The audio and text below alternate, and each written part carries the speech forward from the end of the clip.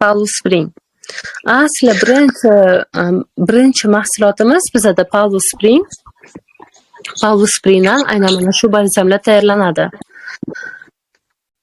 Pavlosprin o'zi kichkinagina idishchada bo'ladi. Ichida atigi 5 milligram, o'sha 5 milligrammi ichida bir insonni hayotida adashmagan bo'lamiz. Qanaqa bo'ladi? Yarim tiniq to'q jigar rangli, aniq ifodalangan hidga ega suyuqlik.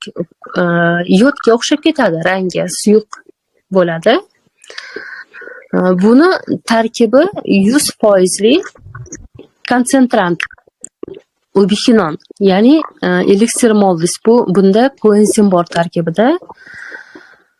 Biz buni qanaqa kasalliklarga tavsiya qilamiz? Ko'proq onkologiyani boshlanishida, o'ta og'ir jismoniy va psixologik kasalliklarda buni ko'proq biz asab tizimida muammosi borligi ko'proq tavsiya qilamiz. Qo'shimcha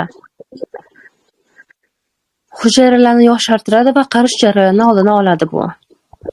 Kasal hujayralar rivojini to'xtatish va bosh miya tomirlarini profilaktikasi uchun ko'proq tavsiya qilamiz.